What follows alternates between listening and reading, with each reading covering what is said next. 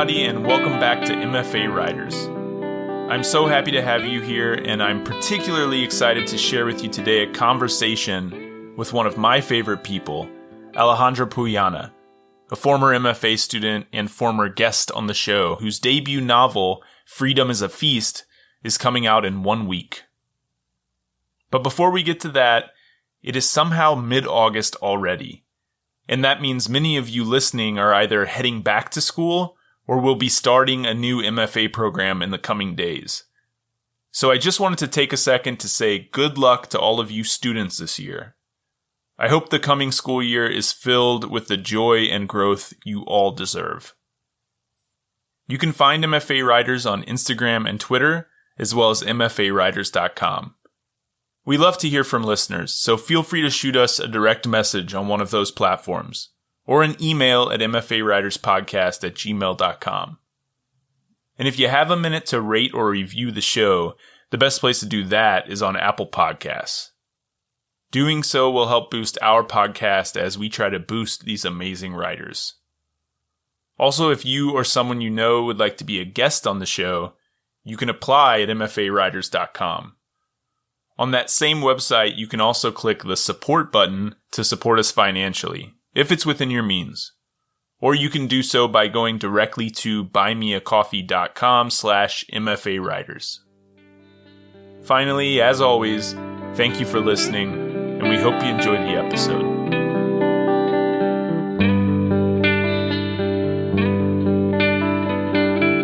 Welcome to MFA Writers, the podcast where we talk to creative writing MFA students about their program, their process, and a piece they're working on. I'm your host, Jared McCormick. Today we've got a special debut authors episode with Alejandro Puyana, author of the upcoming novel Freedom is a Feast, available from Little Brown on August 20th. Alejandro moved to the United States from Venezuela at the age of 26. In 2022, he completed his MFA at the Michener Center for Writers at the University of Texas. His work has appeared in Tin House, American Short Fiction, The American Scholar, New England Review, and Idaho Review, among others. And his story, The Hands of Dirty Children, was selected by Curtis Sittenfeld for Best American Short Stories 2020. He lives with his wife and daughter in Austin, Texas. Today, he's going to share with us an excerpt from his new novel. Thank you, Jared. Thank you for having me. This is a chapter from kind of the middle of the book. The only kind of things you need to know, it takes place in 1998 when Hugo Chavez is running for his first term as president. So it's a pretty big historic moment. There are three characters here. Emiliana, she's in her 60s.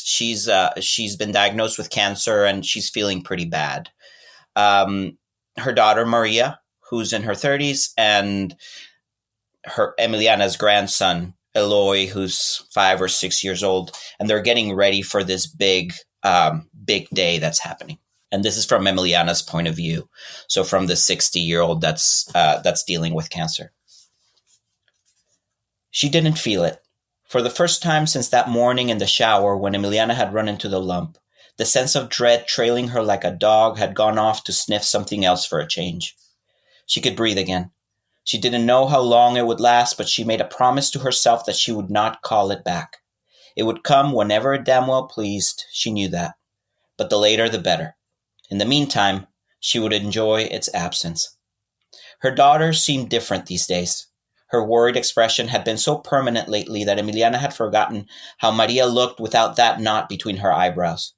She had always been so beautiful, the way her freckles created a landscape on her face, a map that Emiliana could follow to her daughter's eyes, a hazel that on sunny days would reveal veins of gold shimmering. Maria hated her freckles, her marks, she called them, hated that she stood out wherever she went. Kids were cruel, always, and Emiliana had tried to get Maria to see that her uniqueness was something to be proud of. One evening after work, when Maria was 11, Emiliana had found her in the bathroom, her eyes red and swollen. Maria was hiding something behind her back, and her forehand was raw, as if she'd been dragged on pavement. "What happened?" Emiliana had said, and pulled her daughter's arm out from behind her, inspecting her wound. It was glistening red. Maria held something inside her balled fist. What do you have there? Emiliana asked. Maria clenched harder, her tears really coming down now. Maria, show me.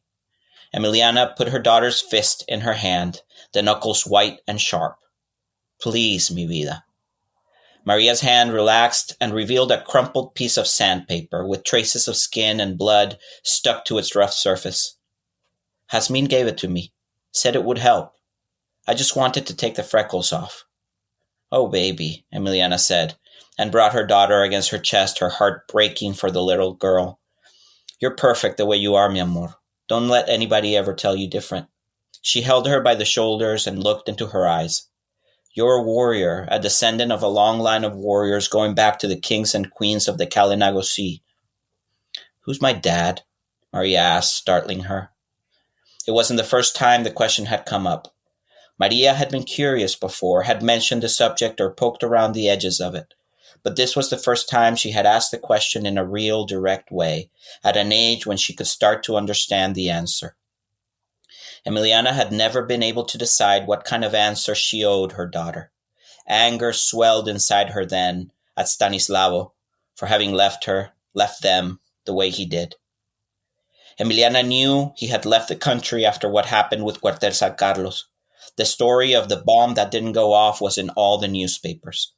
And she also knew that in the 70s, when President Caldera wrapped up the pacification process and made the Communist Party legal again, he had returned.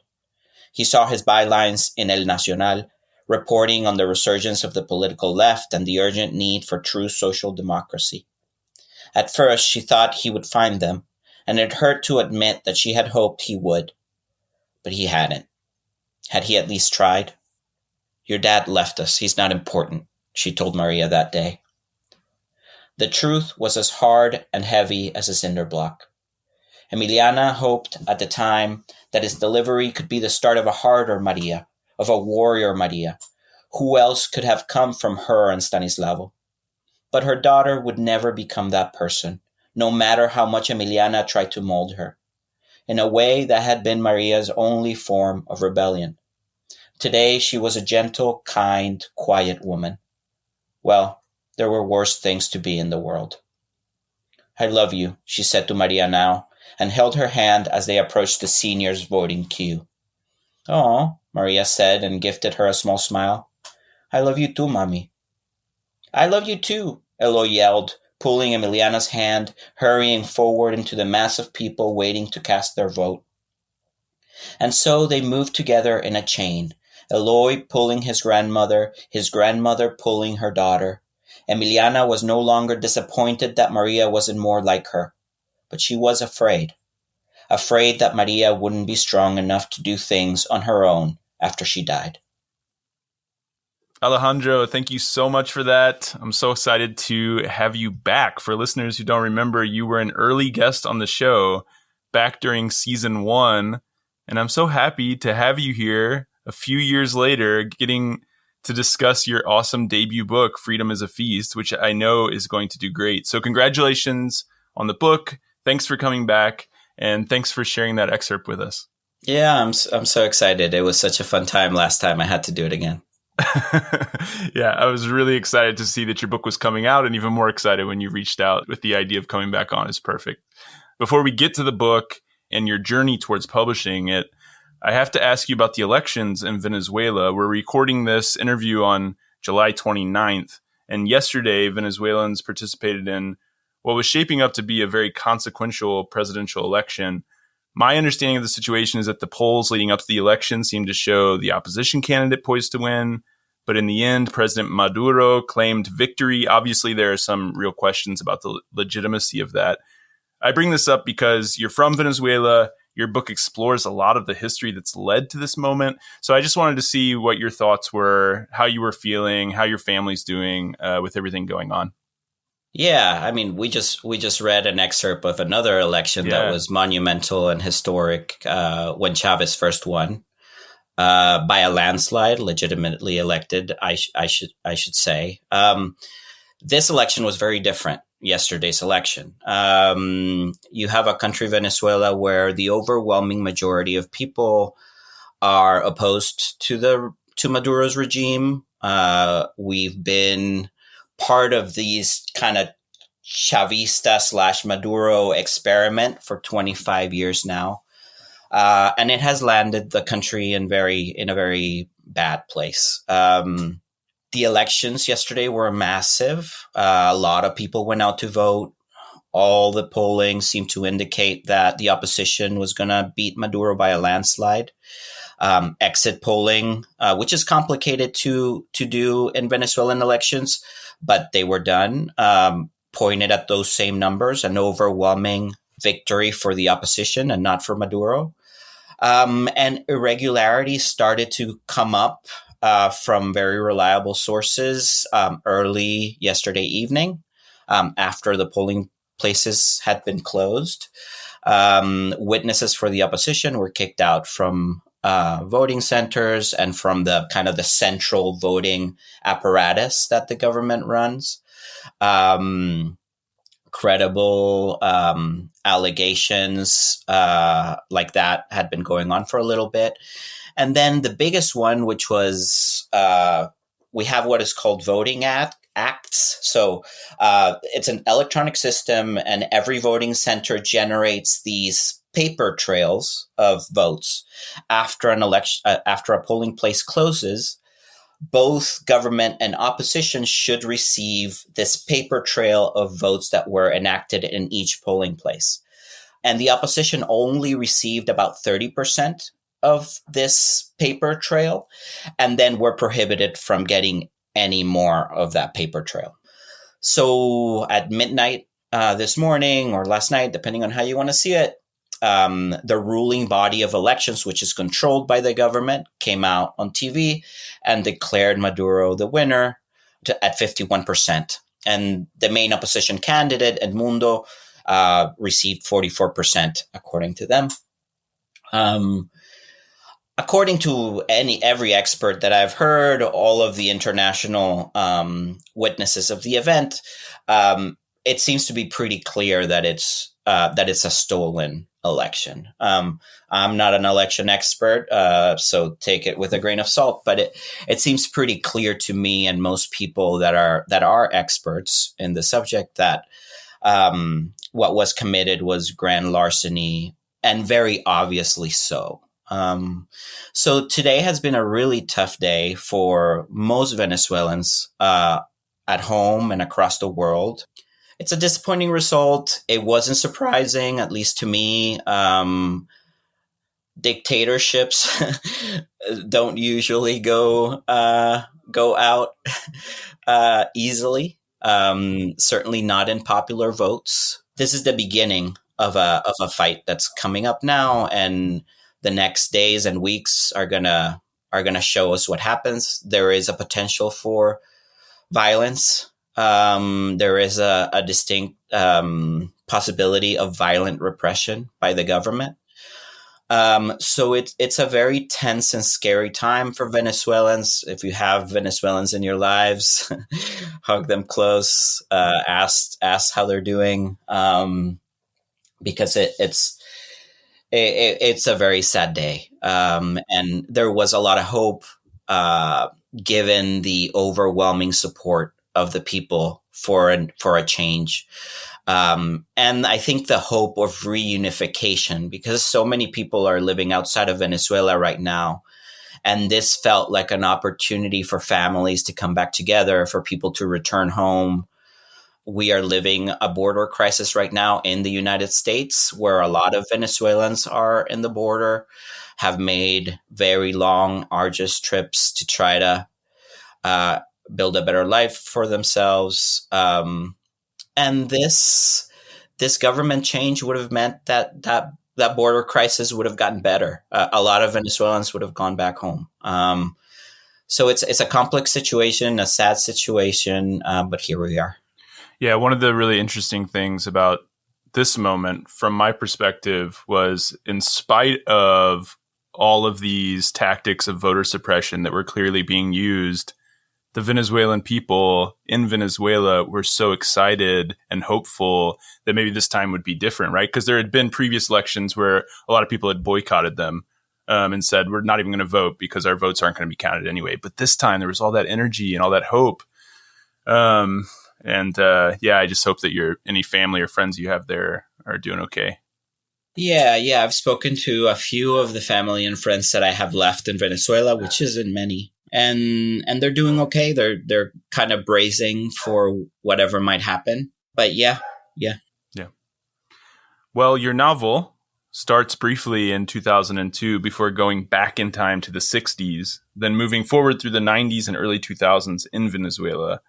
And because of this, the book does a really wonderful job of showing the political and cultural threads that bind all these generations of Venezuelans together. And it kind of, I think, adds a lot of context to this current moment. So how important was it to you to provide that cultural and historical context to your readers so they could better understand both the real and fictional events that take place in the book and what's happening today?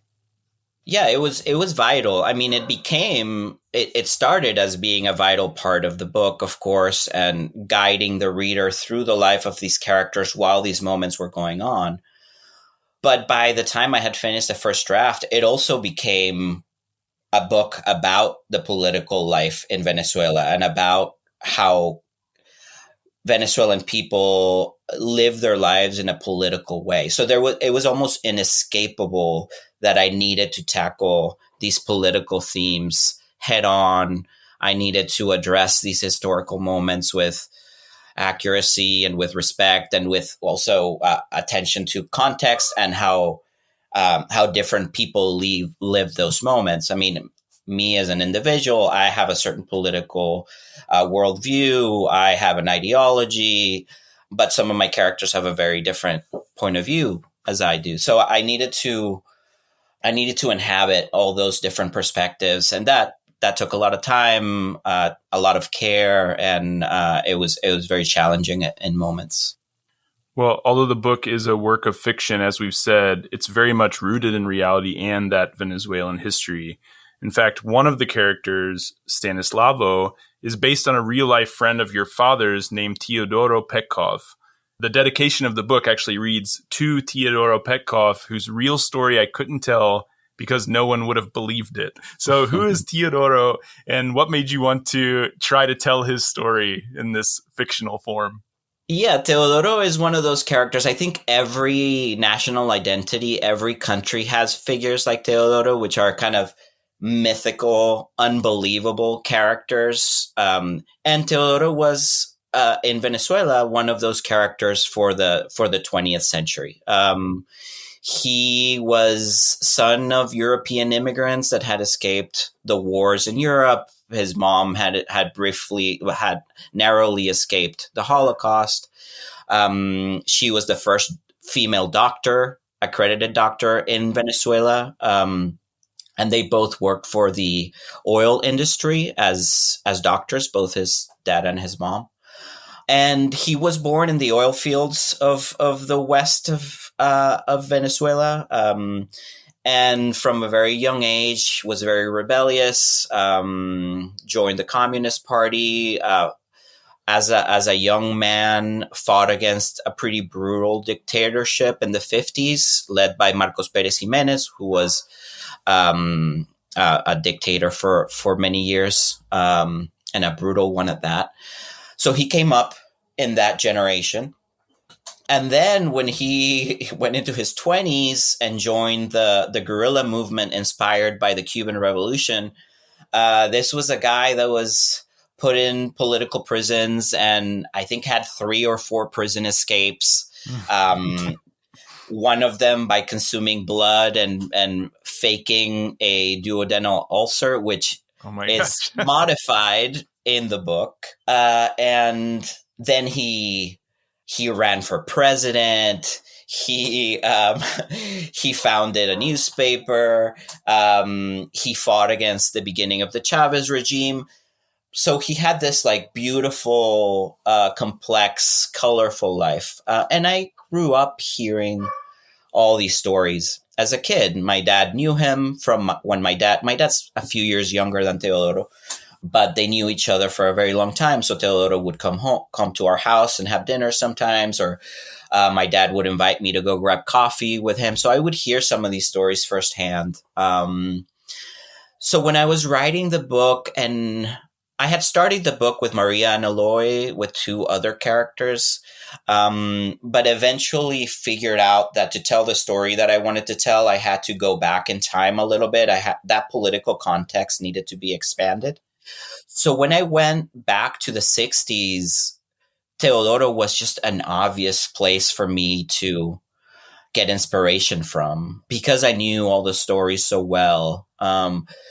It just felt like a very comfortable place for me to lean on, and his story is so interesting that it just felt natural. Now, the Stanislavo in this book is very different from Teodoro. I only have a few moments of Teodoro's life that kind of serve as anchor points, but I did really want to try to preserve the person that I knew Stanislavo to be, his kind of Teodoro to be, his moral center, aspects of his personality that I felt were really important to protect. So while some of the biographical aspects in the book are very different, I hope that I was able to capture some of what I saw in him as a person.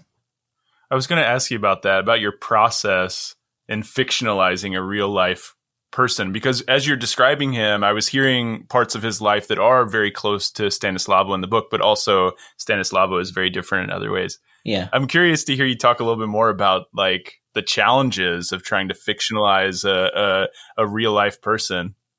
Yeah, no. It is really challenging because as you write, you have things pulling you. Some part of you is saying, "Oh, but this stuff didn't happen to Teodoro, right?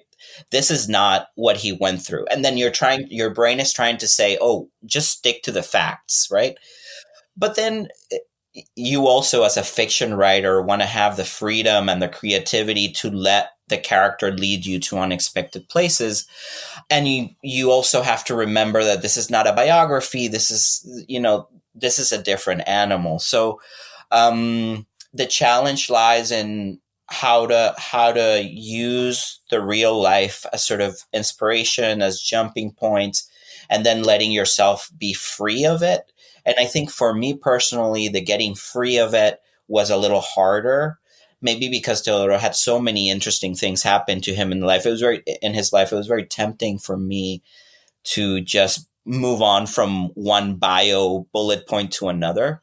So I had to sort of readjust my brain and say, no, there are certain things here that are important for me to keep. Other than that, I'm just going to let the story dictate where Stanislavo goes and try to preserve the spirit of Teodoro in the character. And that's something that I'm proud of in the book. I feel like people that know Teodoro in real life might know that these things didn't happen to Teodoro or didn't happen in this specific way, but hopefully they feel like Teodoro's soul is still in the character of Stanislavo, in the way he approached things, and in the way he treated other people, and in the way he saw the world and the country. I mean, I think there are a lot of fiction writers who mine their own personal experience for their stories, right? They take experiences they had and they use that as like a jumping off point to write a fictional story.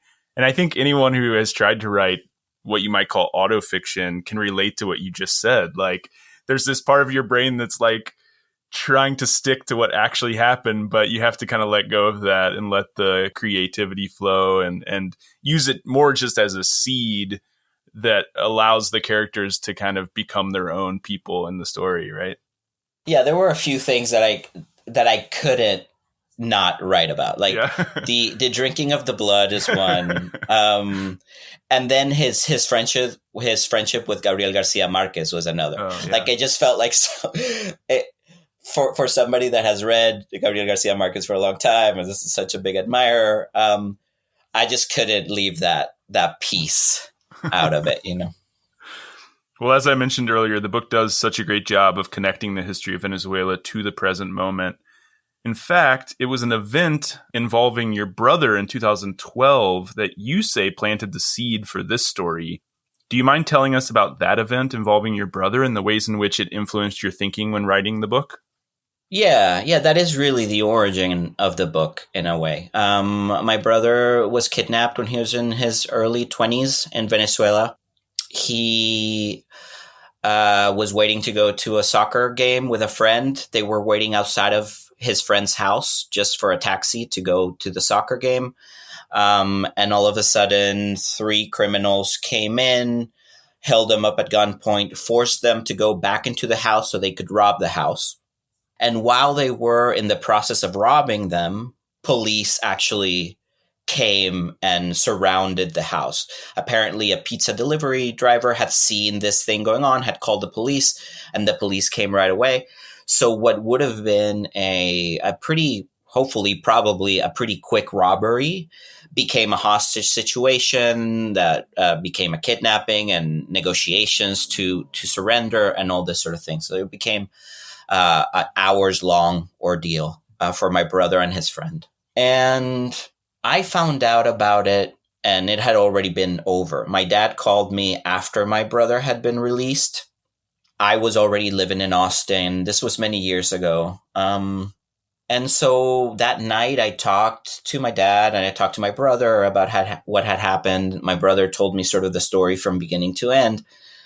And one part of the story that was impossible to stop thinking about was that for a long time, my brother and one of his kidnappers talked. They were sitting on the floor. They were already surrounded by police. My brother had been trying for a long time to convince these guys to surrender because there was a danger of police coming in a rescue situation, and that would have obviously presented a big danger for everyone. So they talked for a long time. My brother told me that him and this one particular guy had connected in an important way. The guy had told my brother that he felt really sorry, that this was the first time that he had ever done something like this. He was a college student. He was trying to help a friend. He didn't even know that it was going to be all these kind of things. Who knows if they're real or false? But it was a part of the story that I just couldn't forget. So that happened. And then for years, I didn't really do anything with that story, but it's something that I kept going back to in my head. And that was the time when I was starting to become a writer. I was starting to write essays and short fiction. A lot of it had nothing to do with Venezuela. But after that event, I feel like I started to write a lot more about Venezuela. And eventually I wrote a scene about what had happened to my brother. And I wrote it from the perspective of the kidnapper, of this kind of kidnapper that didn't quite fit the role of this kind of criminal. I think I just wanted to do it to sort of figure stuff out. Why would somebody would have done something like that? And it's that scene sat in my drawer for a long time, and eventually I went back to it, and that became sort of the seed of the novel. That kidnapping scene is still in the book pretty much as I first wrote it. Lots of things kind of expanded on it, but that scene is pretty much still there. And the book was born from that scene, and then it expanded into the kidnapper's mother, and then expanded into Stanislavo. So it grew from there. What I love about that story is it really illustrates your empathy as a person and as a writer. And I think this is one of the things that makes this book so good, is that sense of empathy that is throughout the whole thing. There's never like a sense of judgment towards these characters. There's like one part early in the book, for instance, that stood out to me. It's when Stanislavo's in the jungle with his men and they encounter these young enemy soldiers. And he has to decide whether to shoot these soldiers or not. And he says something about the way the boys talked reminded him, Stanislavo, of his own men, and his finger froze on the trigger. It's like little moments like these that show that empathy and show that like the people on either side of this conflict have gotten there because of things that might have been out of their control, right? Yeah. And it's that kind of empathy and context that I think really brings these characters alive and brings the story alive. So how important was it to you to develop that sense of empathy for the characters in the story? Yeah, thanks, Jared. it was essential to the story. I wanted to write a book that encompassed the reality of Venezuela in the past 50 years, sort of try to explore why we are in the place that we are today. And there have been such injustices in the country from all sides of the ideological political spectrum. And it seems to me that always the people that pay the price for these fights are the people that are living normal lives, just living their lives in the world. And so exploring the different perspectives of how these people are living their lives and how they are affected by these kind of bigger decisions that are made, these bigger ideological battles that are waged, was really important and can only be explored if you have empathy for these characters. If you can draw how they make their decisions. I believe that everybody is rational in the way that they make their decisions in everyday life. Even people that we perceive do bad things usually have a reasoning for doing these things. And most of them come from pure, valid feelings. One big challenge for me in this book was how to talk about Hugo Chavez, who, in my own personal opinion, created a disaster for our country, but at the same time was able to tap into these very valid feelings that the people had about all the injustices that had been committed to them before Chavez came.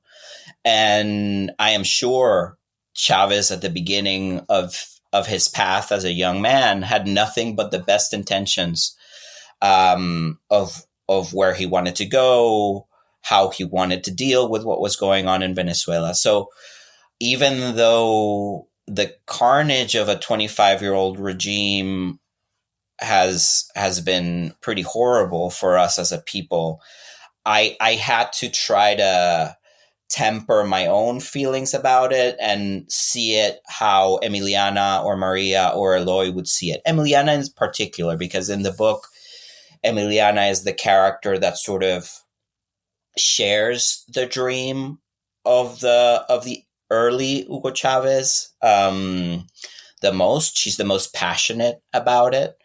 So it was challenging to inhabit that, but it was also necessary. And I knew that it needed to be done.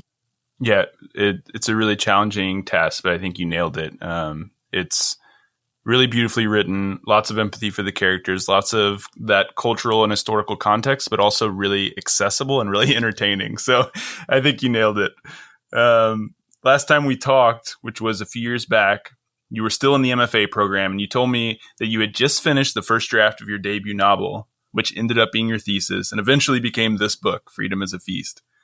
How important was your time in the MFA, and how important was the thesis writing and revision process to making this book what it is today?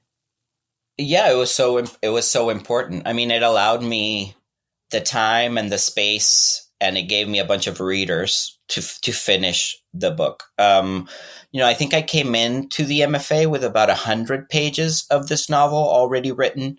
It was very kind of all over the place. I had a few scenes for all the historical periods. Obviously, I had the kidnapping scene, which was the first one that I had ever written. And I had maybe a couple of scenes from Maria's point of view, and then a couple of scenes from Stanislavo's point of view. But it was just kind of scenes without any particular order.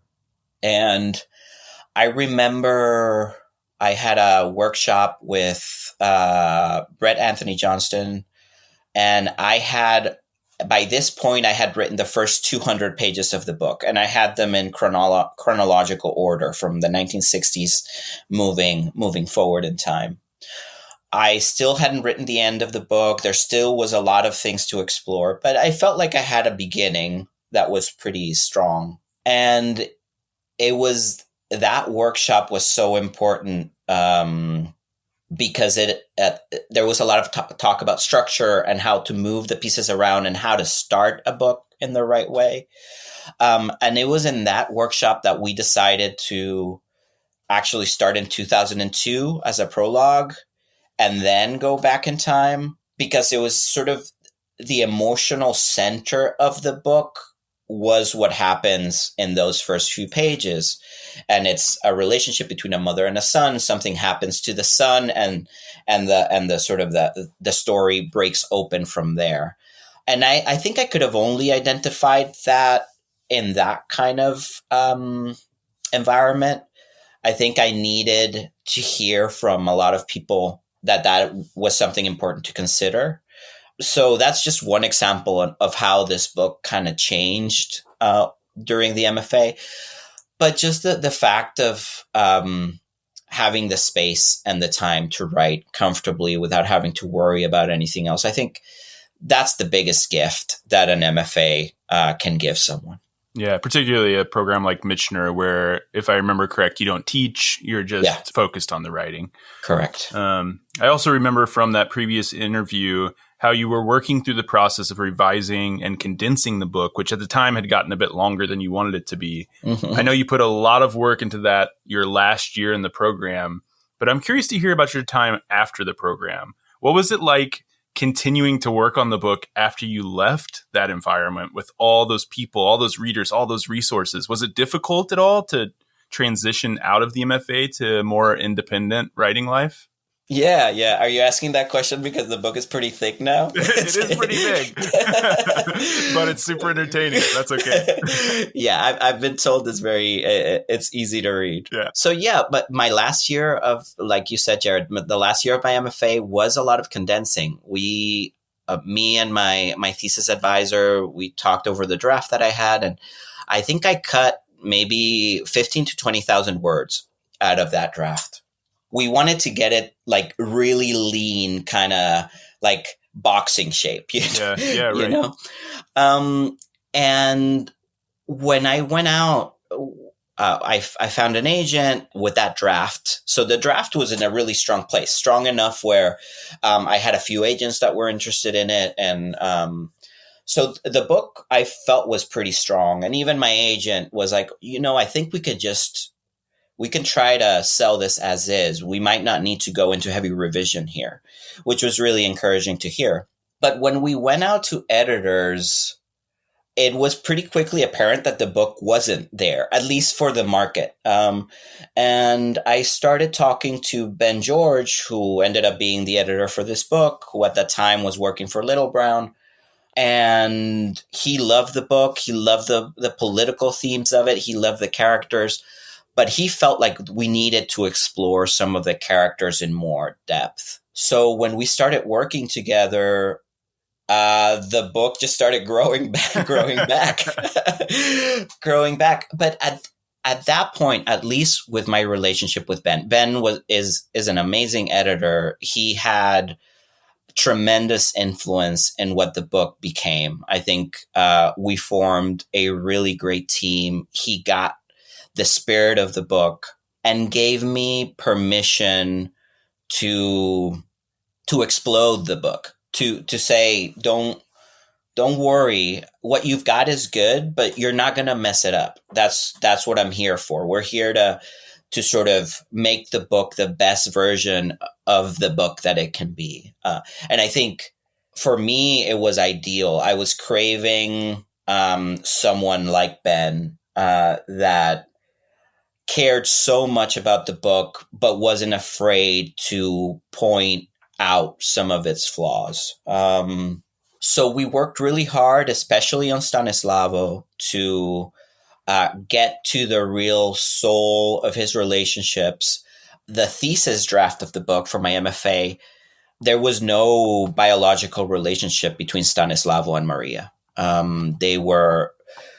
Some of the same plot beats in the book happened, but he wasn't her dad. And to Ben, it seemed really important that there was a family connection. And at first, I that was the biggest change that gave me a lot of pause about how Ben saw the book, because it was a very drastic change. And at some point I told Ben, I'm going to do a rewrite about this. I'm very happy to explore it, but if it doesn't work for me, it might be that we're not right for each other. And Ben also said, this was before Ben had bought the book. We were working on it together before Little Brown had said yes to it. And Ben was like, yeah, this is your book.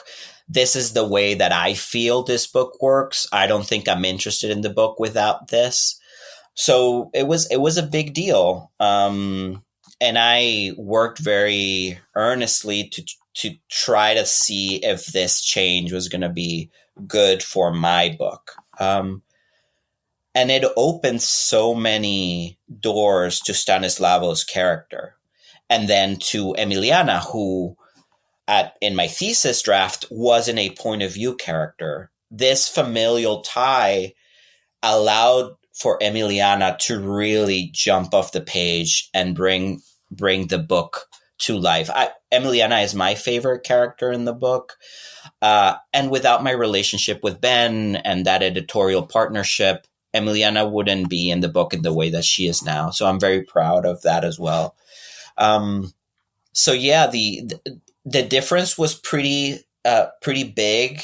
MFA versus editorial relationship. I mean, I loved the Michener. All of my professors were amazing, and they had very valuable things to say about the book. But this one-on-one relationship with an editor, especially with an editor that really loves the work, I've never experienced anything like that. That's what I was just thinking as you were talking. Like, you mentioned how the MFA program provided all these readers, all these voices, and that can be a really great thing. But in my opinion, in my experience in the MFA, there were times when that felt a little bit overwhelming. Yeah. Because the idea of something working or not working, something being good or bad, is so subjective. And so one person can say this story is perfect, and another person can say it's not because of X reason, right? So yeah, I imagine moving from that group with all of those voices to just a one-on-one relationship could be both scary and kind of liberating at the same time. Yeah, it's also there's a lot at stake because you also have this idea of somebody wants to buy my book. So it is a complex relationship. There's a power dynamic there that's a little tricky. But at the end of the day, in my experience, it was great. The book is so much better after Ben George worked on it with me. All right. So as you know, a lot of our listeners are emerging writers. And while our interviews with MFA students are mostly meant to answer questions related to MFA programs, these special debut author episodes are more geared towards answering questions our listeners might have about the publishing world. So like this conversation about editors is super interesting. I know people are going to love it. Your book is getting some buzz. Some strong reviews, including a starred review from Publishers Weekly, who described it as impossible to put down. But I wanted to ask you a question about blurbs. Some amazing writers, including Junwa Diaz, Marlon James, Elizabeth McCracken, and others, have said some really nice things about your book. And I was hoping you could tell us about the process of getting blurbs for a book. As a writer, do you reach out to authors you know? Do you reach out to authors you don't know? Is this something the publisher takes care of? What is that process like? It's a hustle, man. Yeah. It's hard. It's hard work.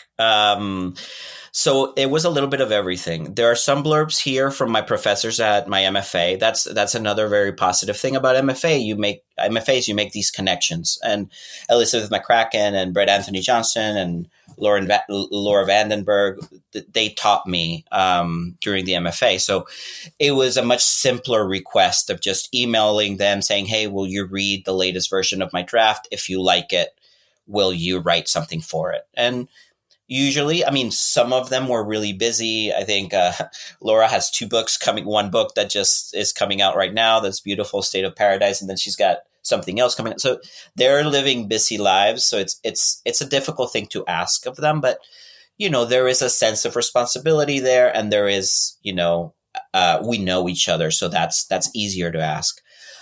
Some other people blurb, I did not know at all. Juno and Marlon, I did not know at all. And I asked other writers that I really admired that were not able to contribute a blurb as well. So I think I probably reached out to 10 or 12 writers that I really loved that just would mean a lot to me if they read something. And then a few surprised me. Like Juno was really surprising. I know he's active on Facebook. I follow him on Facebook. So I just sent him a Facebook message and was like, hey, I just finished an MFA. I wrote this book about Venezuela. I know he's very much a political person and has his finger on the pulse of what's going on. So I sent him a book, and a few days later, he was like, I read it. I loved it. Here's this thing. So I wasn't expecting that at all. So sometimes you just have to kind of swallow that initial awkwardness or embarrassment of asking for something from someone you don't know, and realize, I think I realized a couple of things. The first one is, at some point, they had to ask the same questions of other people. Yeah, right. You know, these writers, these kind of superstar writers, began where we are beginning. Yeah, right. So most of the times, I think they remember where they were, and they are generous, and at least will listen to what you're asking for. And then the publisher does help a little bit. My editor reached out to a couple of people, Luis Alberto Urrea, one of them. That was the first kind of big blurb that we got, which was fantastic. A writer that I've admired for so long. So there's a little bit of everything. I felt like I hustled a lot, and that was to my benefit. But if you're not that type of person, there are other avenues. Your publisher will help to reach out to people. All right. From a personal standpoint, honestly, when you read Junot Diaz saying your book is profound, shattering, and an inspiring gift, or Amy Hempel saying vivid and arresting, what's it like? What's it like hearing those authors say stuff like that? It's very surreal. It's insane. And I also feel like you have to just also tamper your expectations. I mean, this is also the language of blurbs. Right. And you have to realize that there's a little bit of that too. Like, I'm not drinking the Kool-Aid. I'm very thankful for all these amazing words, but I also realize that this is kind of part of the parlance of book jackets that one enters into. All right. So starting with the second or third season of the podcast, I began ending interviews with the same question, which is, what is one way in which the MFA experience has been different, for better or for worse, from your expectations when applying? So today I want to ask you a slightly different version of this. What is one way in which the publishing experience has been different, for better or for worse, from your expectations when you first started submitting? I don't know how it is for other writers, but I had very little expectations of what the publishing industry was like. And I think this is an issue actually that needs to be addressed in MFAs and in other places where people are learning how to write books. I had no idea what to expect. I didn't know what the publishing industry was going to be like. I think it is very murky, a little bit gatekeepy. I don't know why. It's hard to find this information out in the wild on how to navigate the publishing industry as a debut writer. I've been extremely lucky. I don't know if my experience is the same as most others. Little Brown has been fantastic with my book. I didn't know that I was going to be given a team of people. I was going to get a publicist. I was going to get a marketer that are really in tune with what the book is like and how to sell it. So I had no idea I was going to have basically a team kind of helping me out through this process. I thought it was going to be more just me and my editor, and we were going to be, tackling all these things together. So it's been a really great experience for me so far. I've been surprised in a positive way. And I wasn't expecting that. I thought it was going to be a lot harder. But I understand that I might be lucky in that regard. Well, hopefully our listeners, after hearing this conversation, will understand the industry a little bit more and what that experience is like being a debut author. Congratulations again, Alejandro. I'm really proud of you. I'm happy for you. And I encourage all of our listeners to go to alejandropuyana.com. You can pre-order a copy of Freedom is a Feast right now. The book will be available at your favorite independent bookstore on August 20th. Alejandro, thank you so much. Thank you, Jared.